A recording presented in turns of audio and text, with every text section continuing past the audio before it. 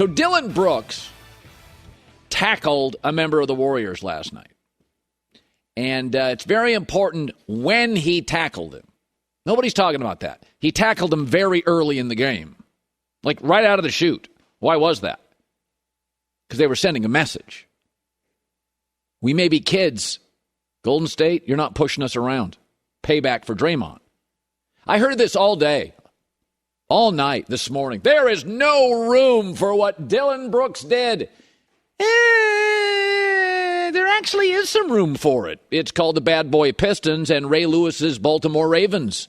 There's all sorts of room for aggressiveness, semi-violence, intimidation, sticking up for yourself. You know I love the Warriors and Draymond Green, but y'all out there glamorizing the good old days of the NBA. This was 1992. They've done 30 for 30s on moves like that. You know what they never did a 30 for 30 on? The Denver Nuggets that scored 130 a night. Fat Lever, Dan Issel, Alex English. Y'all never did a 30 for 30 on that. They were pretty.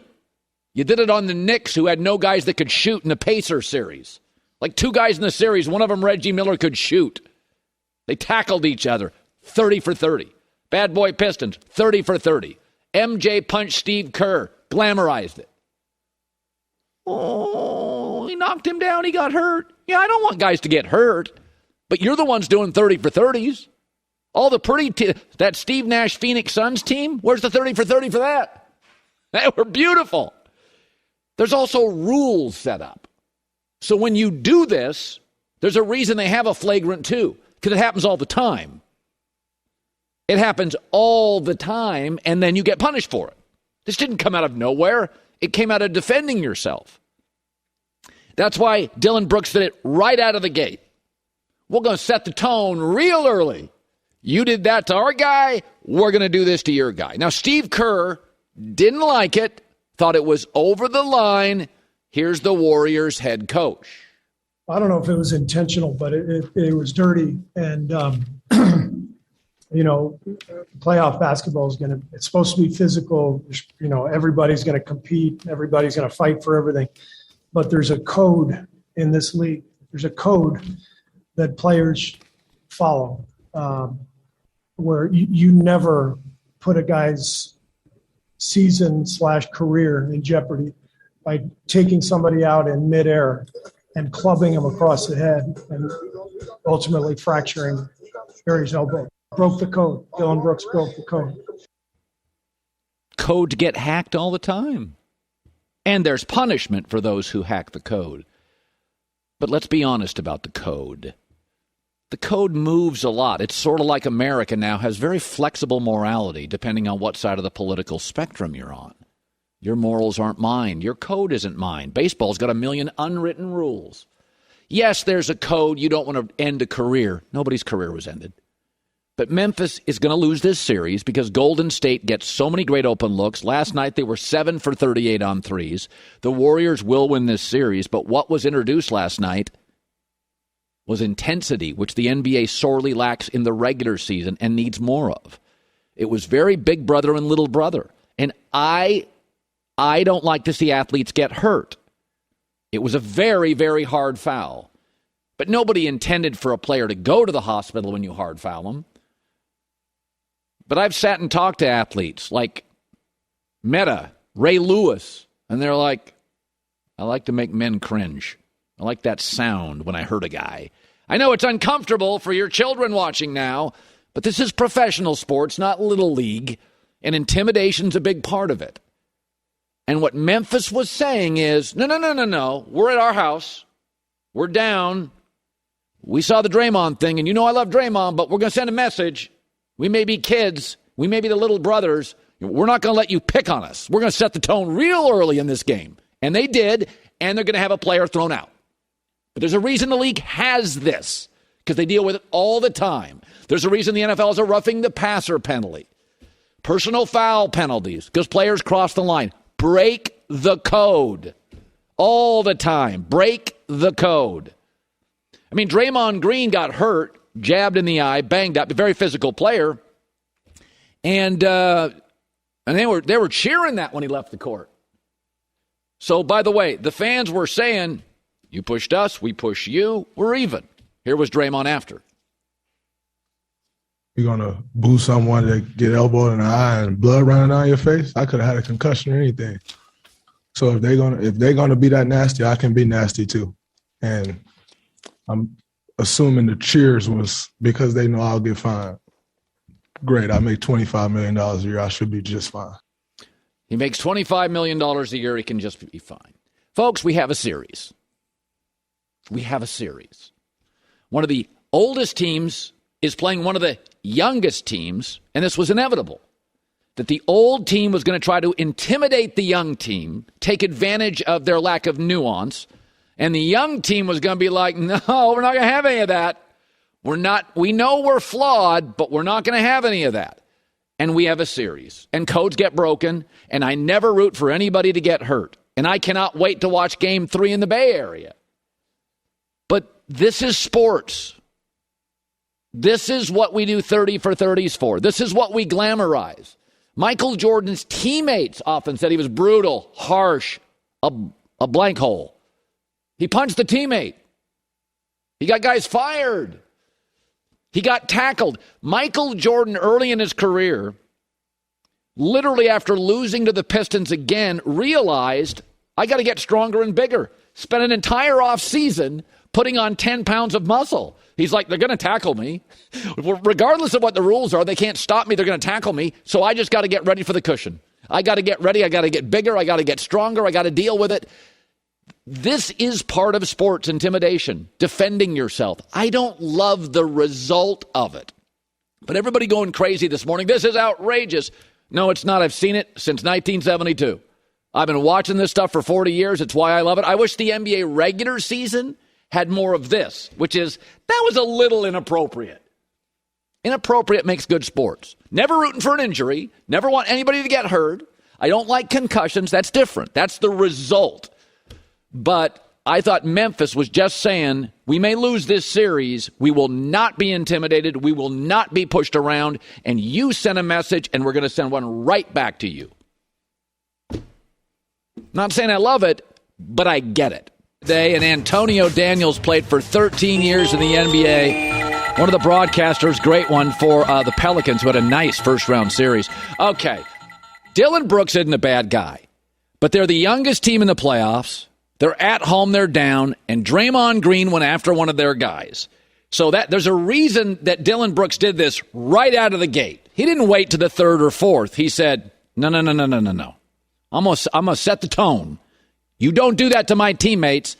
I'm going after one of yours. And I think intimidation is part of sports.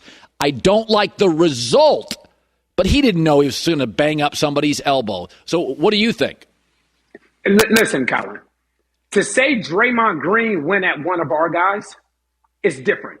Because I'll be the first one to tell you, I didn't think Draymond deserved a flagrant 2 for that. You're not. Okay? We've all been playing basketball long enough, especially as professional athletes, to know when someone is in a position to be hurt. We know that. You know, it's like an unwritten rule. So when you actually go to the rim or someone else is going to the rim, you know when a guy's out of, okay, let me let that dude go. See, here's the thing, Colin. This is the Draymond Green play, which I didn't think was a flagrant 2. I thought it was a playoff foul. I definitely thought it was a playoff foul. Yeah. Draymond Green's thought process was, I'm going to make sure that Brandon Clark does not get a layup or a dunk. I have no problem with that whatsoever. He even held him up. So now to come into game 2, 3 minutes in, and say, you know what, how we are going to retaliate. This is a completely different play that you're talking about. I'll be the first to tell you, I don't think Dillon Brooks is a dirty player, but this right here, 100%. is a dirty play. So where regardless of the result. Where do I have a right to defend my teammates? What can I do? What are my options now after you take out one of my guys that I got to go after your guy? Okay, when you say take out one of my guys, what does that mean? Brandon Clark got up and shot 2 free throws.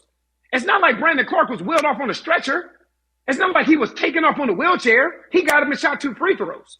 There are different ways to go about getting your message across. This isn't one of those ways. This is not one of those ways. And again, I will say this. I do not think Dillon Brooks is a dirty player, but anyone that has played the game at this level, this is 100% a dirty play because he wound up didn't even go after the ball, didn't jump, realized that he couldn't get it. Gary Payton II was vulnerable. He was vulnerable. Anytime a guy takes off like that, he's vulnerable to not make a play on the ball and to swing at him. No, I'm not with that. He's not a dirty player, but that's 100% a dirty play. Do you think the Warriors will retaliate in Game 3 in the Bay Area? No. Would you? And this is where playoff experience comes into play. This is where playoff experience is a factor to me. You've been there before. If you are Steph Curry, if you're Draymond Green, if you're Klay Thompson, if you're Kevon Looney, if you're Andre Iguodala, you've been in this situation before. This is a conversation that you have in the locker room with Steve Kerr, because now you know that whoever the officiating crew is, their antennas will be up. So everything about it will be somewhat heightened. No, you don't retaliate. You know how you retaliate? By going and winning a basketball game. I understand what you're saying about Dillon Brooks wanting to set the tone for his team. There are different ways to go about doing that. I think the tone was set because they won the basketball game. You don't need dirty plays to set the tone. Playing hard, being physical is the way to do it. You saw Boston yesterday set the tone with Milwaukee with their physicality. It had nothing to do with dirty plays, taking guys out of the air, hitting guys in a vulnerable position. It's just about winning the basketball game. We are not in the 80s, Colin. We got to readjust our goggles. Yeah, I don't know. They do a lot of 30 for 30s on those 80s series. Very true. America seems to love those. I always hear how good the NBA was back in the 80s. I like it now. Everybody loves the 80s. I don't know. All right, how about this one? That whole Zion thing with the Pelicans, I don't know. But I will say, after this playoff series, it was a pretty good series by the Pelicans. And then Zion was asked about it, and he's like, I'd sign a contract in 2 seconds. I almost feel like Brandon Ingram, the Pelicans, it was like a sales job to Zion. Like he looked at it and went, yeah, what am I doing? I better sign a contract. I thought it was such an impressive series by the Pelicans that it kind of made Zion, because let's face it, when you're young, the world's your oyster, you got a lot of money and opportunities. I thought the Pelicans were so good, it was very enticing to be part of that. And you know what? There's nothing wrong with that thought process. We can go all the way back to the last time I was on your show, Colin. Were you on board? Nope. Are you on board now? Yeah. I think I am, yeah. You know why? Yeah. You know why? Because that bandwagon gets heavy. That bandwagon gets heavy. When you start out and you're 3-16, and then you go 33-30 after, Willie Green has done a fantastic job. And you know what? There's nothing wrong with it being a quote-unquote sales pitch to certain players. Yeah. There's nothing wrong with that at all. We've seen it. We've seen the narrative change from a national perspective of what was thought of one time as the Pelicans and what's thought of as the Pelicans now.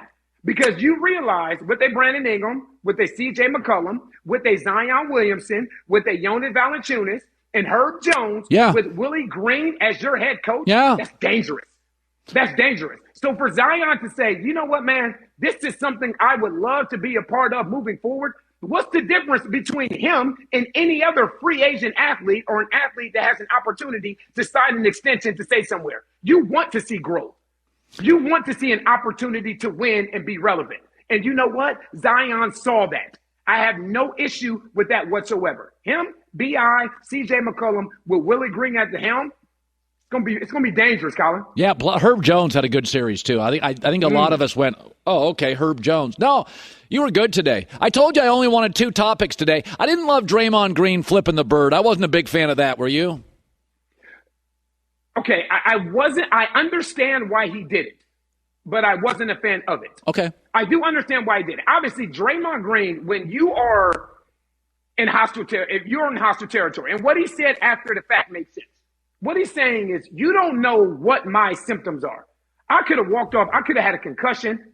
I could have had my teeth knocked out, whatever it may be. Here's the thing. Everything is twofold. So on one hand, like Kyrie Irving said, we cannot expect players just to completely be docile and take everything that's coming at them. Yeah. We can't. We can't do it. And what he said was he did this knowing that he was going to get fined. I tell you where my issue came, though. My issue came with what he said post-game with the fact of the amount of money that he's making. And the reason that's my issue is because of the current financial state of our country. Yeah. That's it. We are coming out of a global pandemic where people have lost their jobs, people are furloughed, people are struggling to make ends meet. So if you want to flip off the fans and say, you know what, I'll gladly pay the fine, leave it at that. But when you start throwing the amount of money that you're making into it, when many hardworking Americans are struggling to make ends meet, that's when my problem came. That was good stuff, Antonio. You were good today. You kind of scolded me for my take, and I'm okay with that. I sometimes I need a mentor in life. You were my mentor in this segment. I appreciate it. Never that. Never that. Antonio Daniels, Pelicans, Bally Sports, New Orleans. Great seeing you, my man. My man. Have a blessed day, brother. All right. He's so good. He usually comes on and yells at me. I'm good. Russillo's going to be on later. Come and yell at me. I'm good about that. I really am. You know, it is interesting. You know, there was this sort of narrative, oh, the NBA's in big trouble. You know what I see when I watch the NBA? Packed arenas, players that care so much, coaches screaming at officials. I see unbelievable passion. It's like college football. It's not dying. It needs to be tweaked. NBA's not perfect. All these leagues have a hole. I mean, the NFL a few years ago was in a CTE battle trying to convince moms to let their kids play. The NBA, you know, they had some social, you know, they've always kind of leaned into social stuff that some fans don't want to. They want their sports here and their politics there and their social causes over there. And the NBA kind of puts them together. I'm okay with it. Some aren't. Baseball's got a pace of play issue. Hockey's got a relevance issue. I'm watching the NBA on television. It's drawn me into a TV. I think it's good. Really good. Last night, great. It's the Herd.